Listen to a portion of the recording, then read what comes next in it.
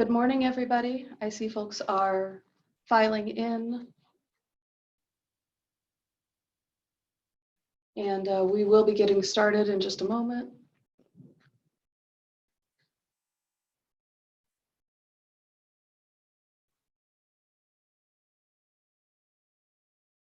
And again, please, anybody who's not here, this is open to all residents and students, St. Joe's faculty, anybody who you think would need to prioritize a sense of well-being and reassurance at this time. All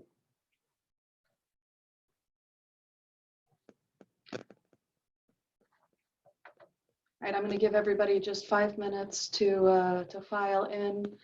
Again, just some ground rules. If you have a question, please enter it in the chat. I'll do my best to watch both screens here as we go along. I do want to reassure everybody that this hopefully will not be a frivolous topic. There's some real common sense, effective pieces of advice in here that people can take home.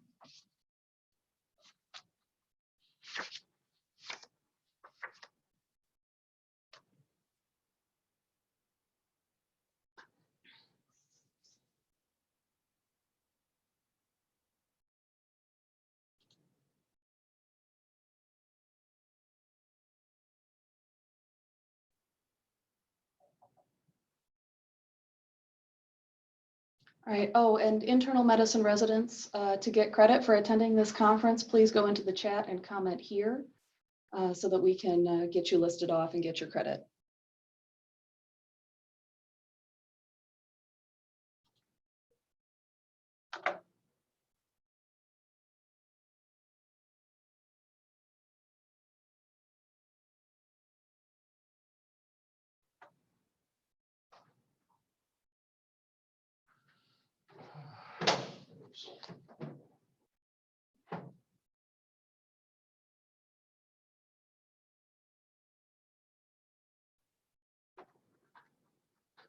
Can you see? Oh, yeah. Okay, there we go. I have a small audience with On me. your side, far side of that, perfect.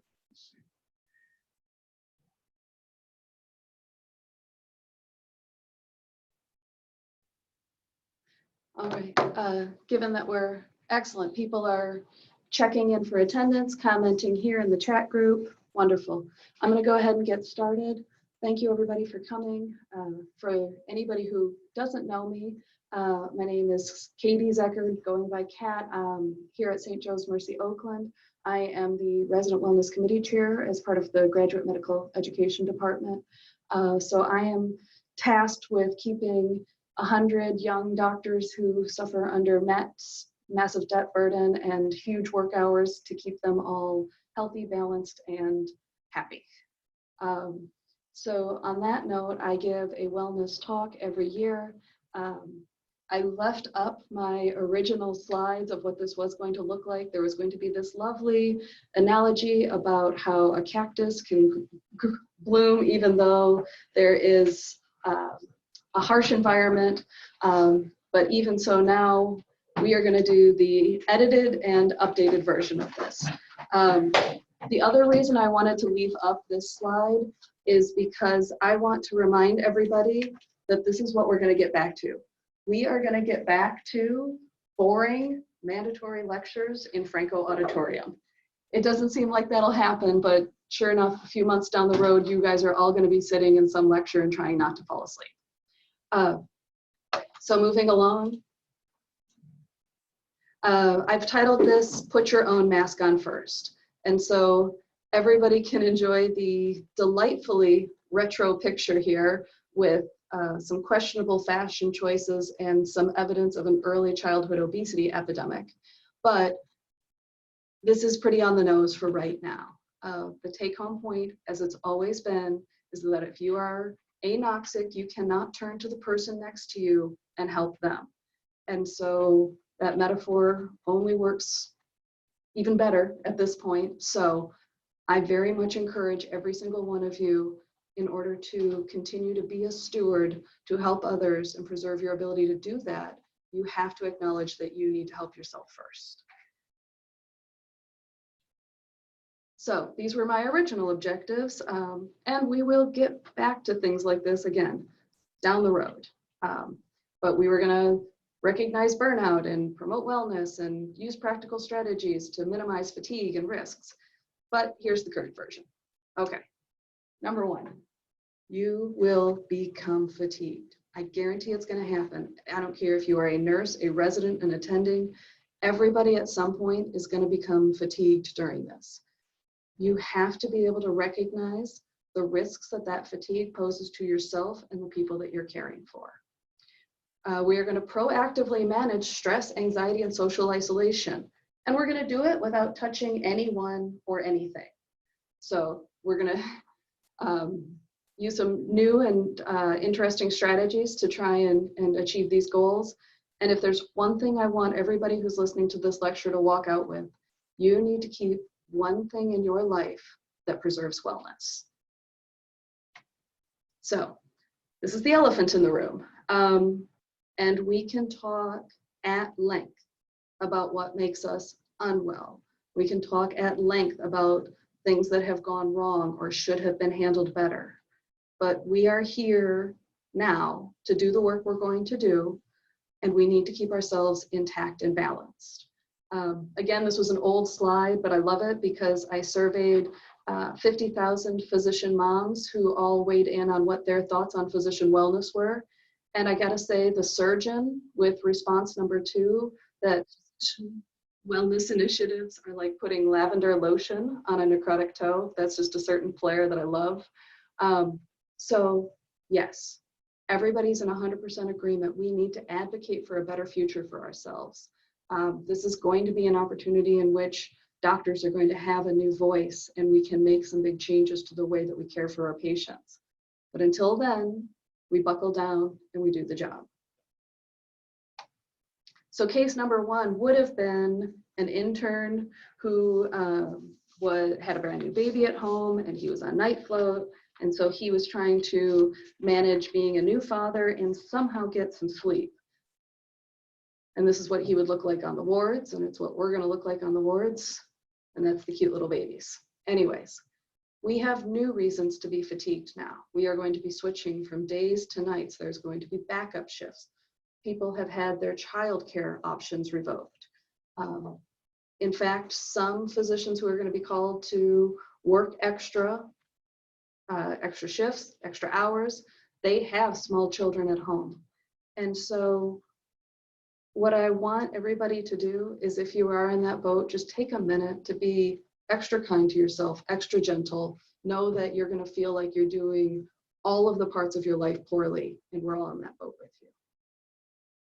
All right. That being said, there is a culture amongst physicians of who can be the most tired, who can work the most hours. And there's no place for macho or ego right now.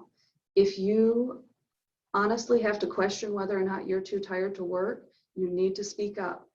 You need to ask other people to check you. You need to call out other people who are fatigued. And there's going to be another competing interest here. You may be the person with the most expertise or the most knowledge in the room, but you may no longer be the best person to help that patient because of your level of fatigue, because of the mistakes that we know you're going to make. So we all need to set aside this perfect image that we tried to project all through our training, all through our residencies, and acknowledge that fatigue is real and there are serious risks to us and the patients.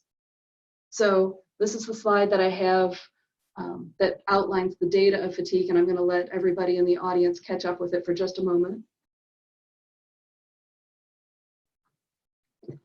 But the take-home point on this slide is, when you are severely fatigued, when you are 35 hours awake, when you have a sleep debt that has gone past 24 hours, or you have gone 4 nights with 5 hours of sleep or less, your performance on complex procedures, staying awake during a psychomotor vigilance task, the way that you're able to do complex matching and learning, they are on the same level as if you were drunk. So when we don't sleep, we cannot learn, we cannot problem solve effectively. So the take-home point from this is that if you want to keep going, if you want to be an effective physician, you have to acknowledge that you need to hand off to somebody or ask somebody to hand their duties off. It's not only policing it yourself, it's policing others. Incidentally, also, when we don't sleep, we all get fat. And so I know all of the quarantine snacks are going to do that anyway, so let's not add it. All right, so the hypothetical new father doctor was doing a couple of things well in this scenario. He was staying engaged with his work colleagues. They were having a potluck at 1 a.m. Don't have potlucks, have individually wrapped things. He was an active, involved parent and his spouse. He was supporting his wife. So there are going to be days where you do this. You are going to be a good friend. You are going to be a friend that isn't so great. You're going to be a spouse that's supportive. You're going to be a spouse that needs support.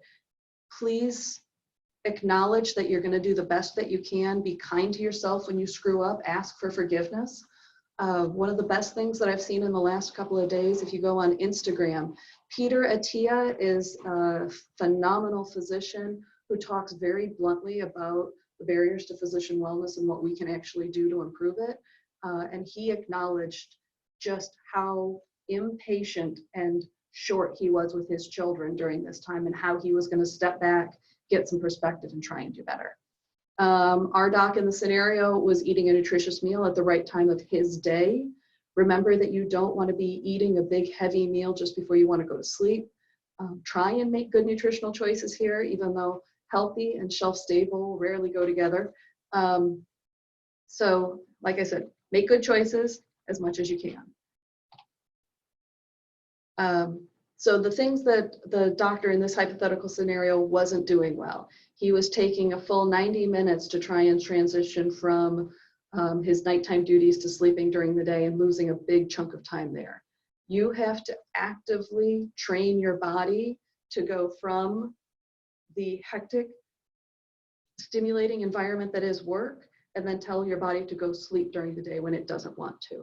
Have a very specific sleep routine. If you always take a shower before bed, continue to do that. If you have a small adult beverage before bed, continue to do that. If you watch a television show or listen to music, continue to do that.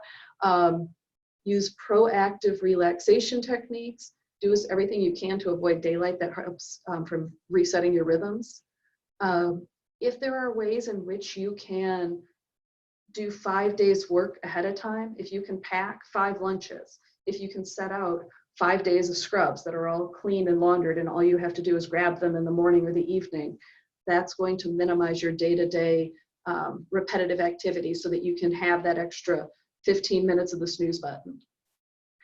Strategic naps. So this is an ACGME mandated thing, but it is actually worth knowing. There are times of the day where it is more effective to sleep. The ideal time, starting at either 2 a.m. or 2 p.m., and then cutting off at about 5 a.m. or 5 p.m. If you can get up to a 90-minute block of sleep during that time, they've demonstrated that that keeps from folks resetting their cycles too bad, but allows you to make it through that day shift, that night shift, that 24-hour shift that you may be doing. Use strategic caffeine. So I know it's really tempting in the last hour or two of your shift, you are just dragging and you don't know how you're going to get through. And so you go get that cup of coffee and you make it through. And then you're itchy, twitchy, wide awake when it's time for you to sleep. Remember that how your caffeine that you take now is going to significantly impact your sleep quality 7 hours after you drink it. So be thinking about how you want to feel hours from now and use that caffeine strategically. And again, just to drive this home, have your team check you, own up to it. Guys, I had a really rough night. I'm tired today. Please double check me on my doses, my orders, whatever you think. Or at the same time, if a chief comes to you and says, dude, I know you've had a rough couple of nights. I'm going to be checking you today. Don't take it personally. I just know you're tired. And nobody should take offense to their team members double checking them against preventable medical errors. Speaking of something preventable, this is my personal plea to everybody. There is no good reason to drive tired. Like I said, driving tired is the equivalent of driving drunk. We cannot lose anybody right now to a car crash. We just can't. I'm not going to lose a doctor to something preventable, because the minute that you get behind the wheel and think, I got to get home, but man, I'm really tired, you need to turn your car back off and call for a ride. Because I guarantee your chief, your associate program, your director, your program director, your wellness officer, we will all come and pick you up wherever you are, whenever it is, if we know that we're going to save your life. And I am not exaggerating this. I will come in my blue mom Prius with kid seats and goldfish crumbs on the floor to come pick you up. I'm talking about this from a personal experience. So if anybody recognizes this picture that's up on the slide right now, this is the exchange between I-75 and I-94. And I pulled this very specific picture off of Google Maps because I know this one spot etched into my mind. Because when I was a fourth year student on my ICU sub-internship at Sinai Grace, the last thing I saw before I closed my eyes was this stretch of road. The next thing I saw was the back end of a Cadillac and the front end of my Honda. I had fallen asleep behind the wheel. My airbags went off. I woke up to the smell of a deployed airbag. My glasses were in the back seat. Thankfully, there were no permanent injuries. The car was totaled. But this is what happens when you drive tired. You nod off on a warm, sunny 10 a.m. drive as I was dropping something off at Wayne State and heading back home. So, like I said, there is no good reason to lose a doc to something as preventable as a car crash because they drove tired. Everybody in your program would rather come get you than risk you. All right, so we have a fatigue policy. It's there, it's on New Innovations, that website that nags you about doing evaluations. The current policy is we are going to help each other as much as possible. We are going to police ourselves and others for fatigue. Period, end of story, no arguing. All right, case number 2 was going to be Anya Rita. Anya Rita was running a floor team and she was struggling. She was suddenly put in this position of power, but her interns wouldn't listen to her and her attending wasn't backing her up in the way that she needed them to.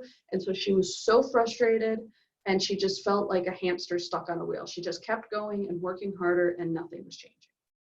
So I know everybody can relate to some part of that scenario, but for right now, the thing is that your autonomy and ability to enact change is going to be even more restricted. We are going to ask residents to adhere to policies that change day by day. The residents are going to be asked to do things that they had no input on in terms of the process or the structure. The processes are going to make people frustrated and confused because they changed yesterday and they're different today. We acknowledge all of that. We acknowledge the psychological burden that takes to be put in a position of go do this because I said to do it this way. As frustrated as you are, please keep your chain of command. This is going to be the thing that helps you. When you report up issues from your chain of command, things happen more effectively. So, like I said, if you have concerns about how the floors are running, how patient care is being done, take it to your senior resident. Your senior resident takes it to the chief. Ask that it be escalated to the program director, because you may not understand why the process is that way and it's stupid, but somebody above you may have an answer that allows it to make sense. So again, please try and use your chain of command whenever possible. If at the ground level you see a problem, you see an easy solution, and you change something to fix it, let everybody above you know. Hey, senior resident, I know we were supposed to do this thing this way. I'm doing it this way. It's working. Can you tell the chief about it? Chief escalates it up. The most important thing when we are dealing with a very fluid and changing situation is you want data to go up like a pyramid, and then it gets filtered back out from one source. All right, so case number 3 was going to be Corey. Corey was going to be a senior resident who was having an existential crisis. He or she had tremendous professional achievements. They had publications. They were moving on to the next phase of their career, but they felt like they gave up everything for medicine and they still weren't happy. Why? So right now, we are all going to be getting a massive dose of purpose. This is a crisis. It is going to absolutely test us. But we swore an oath. And so hopefully this reflects us at our best when we are carrying out our lives and our art, which is the practice of medicine. So to do that, we have to acknowledge our humanity. We have to acknowledge the fact that we are not machines. We cannot just go from patient to patient to patient endlessly without suffering compassion fatigue, without internalizing the trauma that we're seeing around us. So the things that allow us to cope with this and to be resilient and get through the end of the day is our community health, our physical, social, emotional, spiritual health. And we have to make conscious efforts to preserve these things. It is not being selfish to do these things. It is allowing you to continue your art of medicine in the way it needs to be practiced. If we can't connect with a person at the bedside, if we can't empathize with a family who's lost somebody, then we're robots and we might as well hand over management to computers. But the people who are scared and suffering need a physician and a medical team who is empathetic and caring. And we need to stay that way. We cannot let ourselves become burnt out. So this is Ikigai. And yes, I absolutely went on Google and looked up how to say this correctly because I wouldn't know otherwise. So we are privileged to have a career that is mentally challenging. It is something that society needs us to do because I'm sorry, as much fun as it is, nobody needs an Instagram influencer to survive. They just don't. We can be paid for it and we can be really good at it. And not every profession has these things overlapping. So when you have the passion and the mission for your profession and your vocation, that is where you get these feelings of satisfaction, delight, comfort, and excitement. But this is not enough. I will say it is nice, physicians, when you make that transition from broke, debt-ridden resident to comfortable attending salary, that's a very nice day. Because when you don't have this, you feel useless, you feel empty, you feel uncertain, you feel broke. And we as physicians have the wonderful opportunity to be none of those things when we are fulfilled in our careers. But again, that is not enough. It's only one part of the center here, because you cannot expect the art and practice of medicine to hold you up as a person. If you are neglecting your physical health, your spiritual health, your social ties to your community, or ignoring your emotional needs, you are going to drown. You are not going to be able to cope with stress. You're not going to have that emotional reserve when something really hard hits you.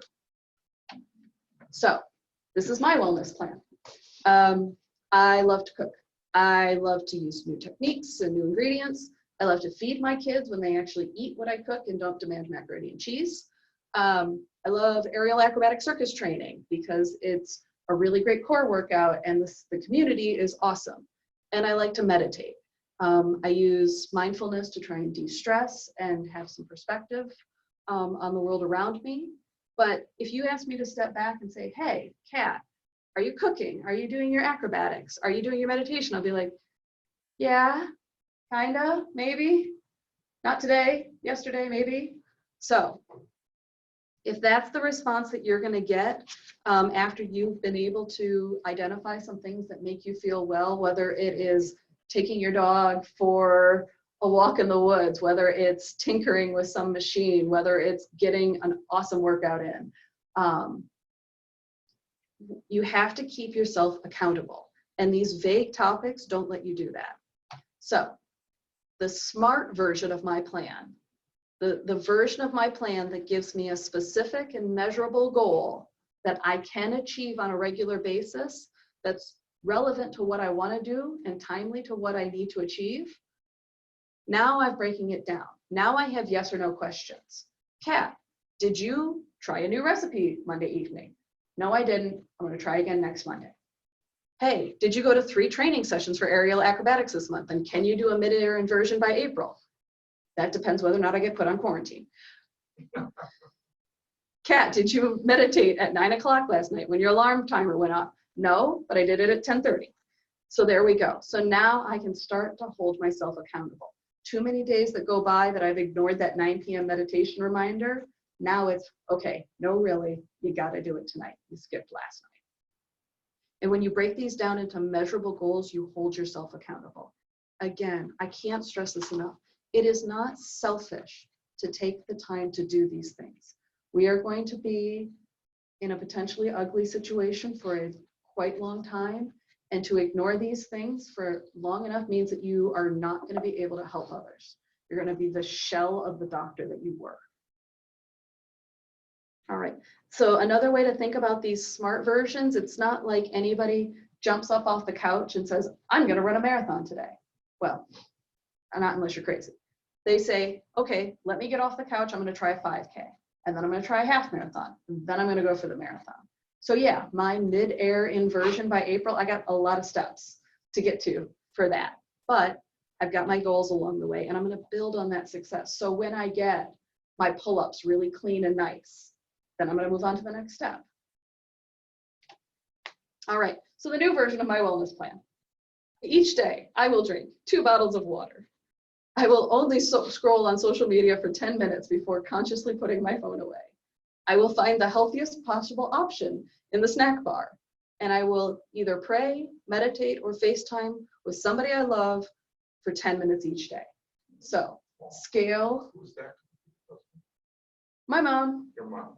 I will call. Can I take one thing away from this? If there is one thing that y'all do, call your metaphorical mother. They are worried about you. They want to hear from you. Please call your family. Take that 10 minutes to FaceTime or call with them. You will feel better and they will feel better. All right.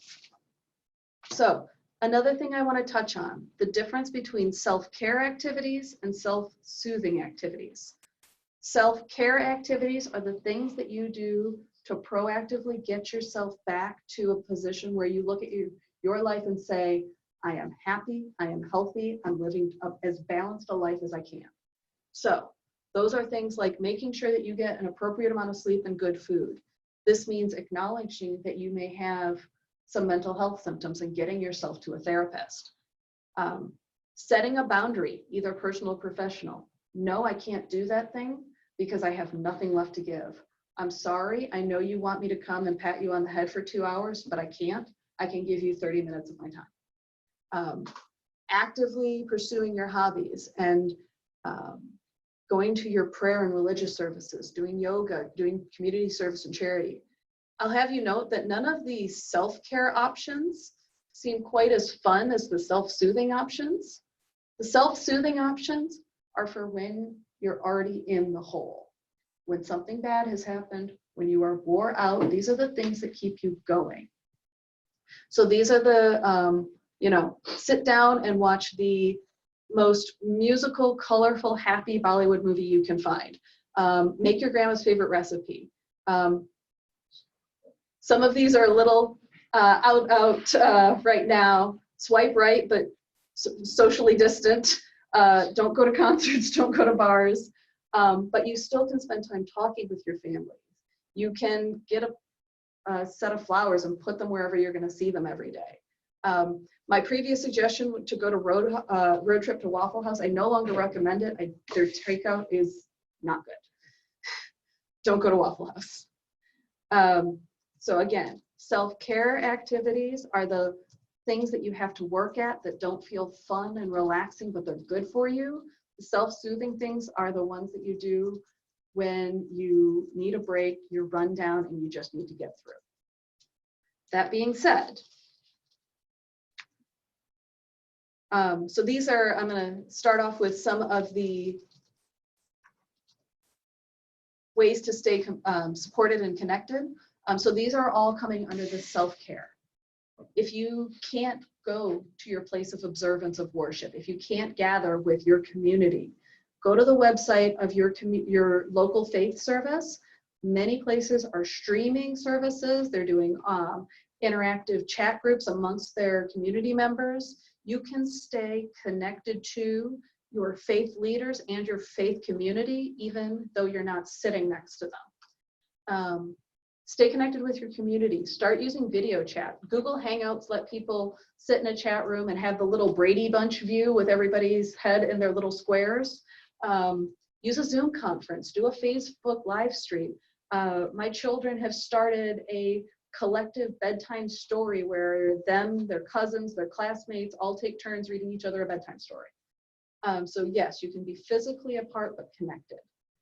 For physical, I want to mention that you don't have to be at a gym to work out. There are lots of options online. Many of them are cutting their rates right now, especially for healthcare providers. I can say from personal experience, the Peloton high intensity workouts will kick your rear end and you will be cursing at your television with those perky people that are leading you through the workouts. If you want something a little bit more calm and relaxed, Born Yoga out of Troy, who does family-based yoga. If you've got folks on quarantine house arrest, they can still once a day, twice a day during a Zoom conference, do a family-friendly yoga session. Great way to stay connected to your family and your kids. Please also don't neglect the cultural things that are going on here. I guarantee everybody has a movie, a play, a concert.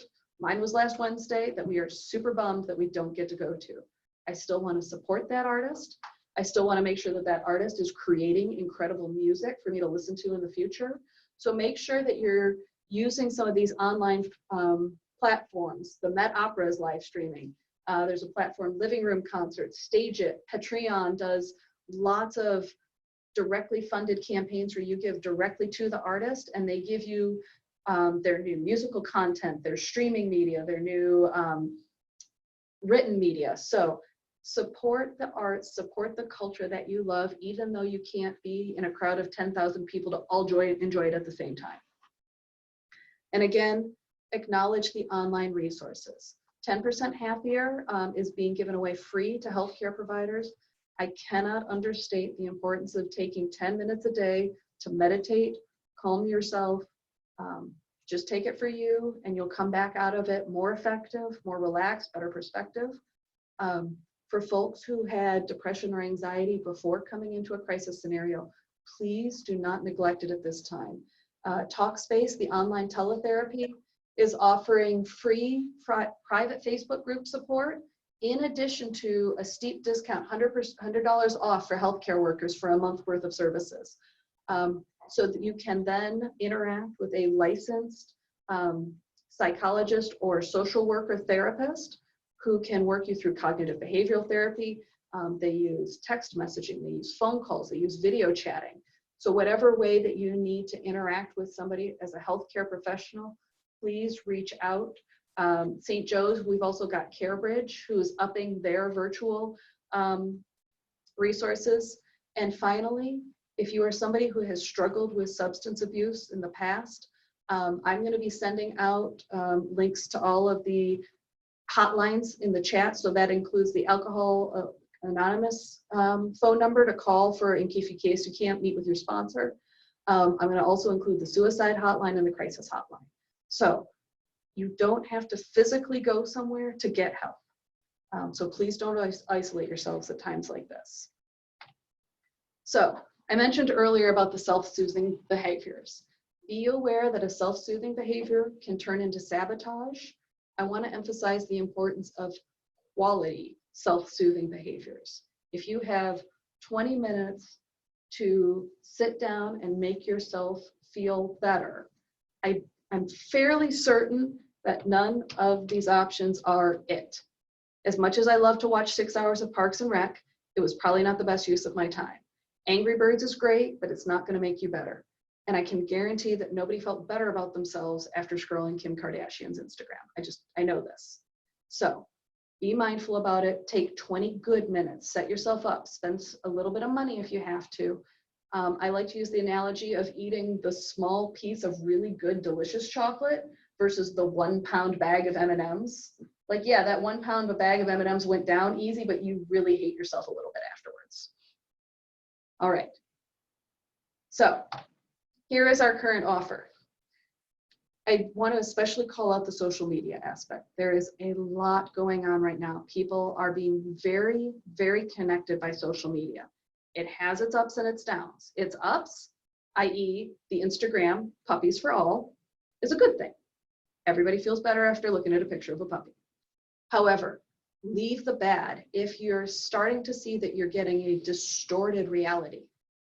Or if you're tying yourself into these external arbitrary measures of self-worth. I've had parents in tears because they didn't have a color-coded schedule for their kids who are on home arrest. My take on that is if you and your loved ones are safe, fed, and supported, you're doing enough for today. So to that end, unfollow anything that doesn't make you better. That doesn't improve your outlook on life, that isn't useful knowledge to you. It is just not worth the time that you're going to put your eyeballs or your brain on it. You've got better things to do.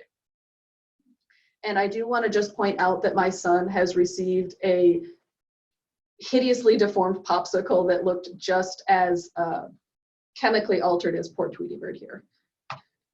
All right, so our offer for a little slice of wellness. There's an Instagram account set up, SJMO Wellness.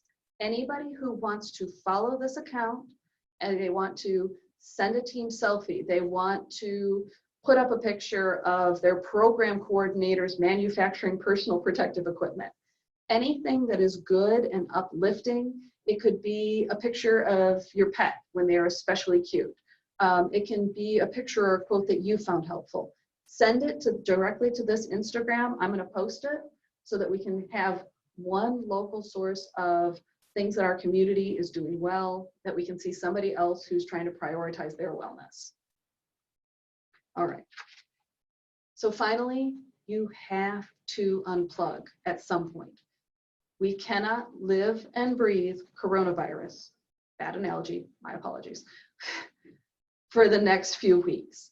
You have to consciously step away from your work.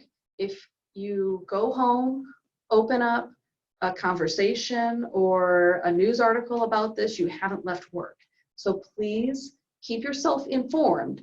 Keep up on the data that you need to know. And we at St. Joe's will be pushing out curated web pages that keep decently accurate and useful information for you readily available. Anything that starts with coronavirus hysteria, just ignore it. It is not going to make you better. So to close, these are the things I want everybody to take away. You have to put your own mask on first. You have to recognize and speak up about the fatigue in yourself or others.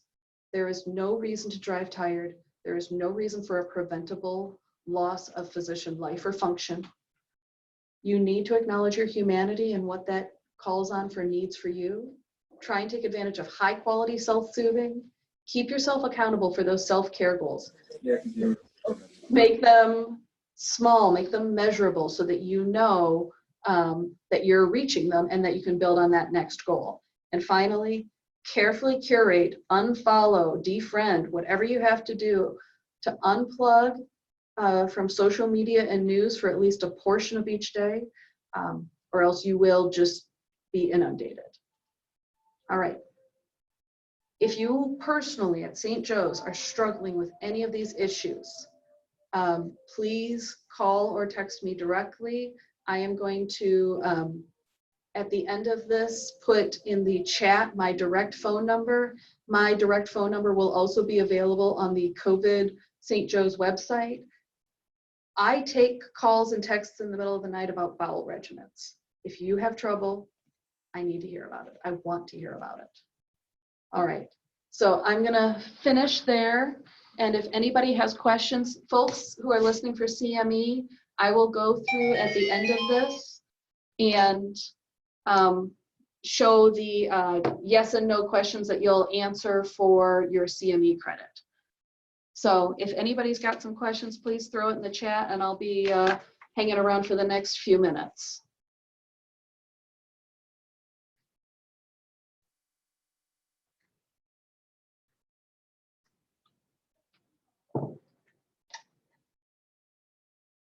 Okay.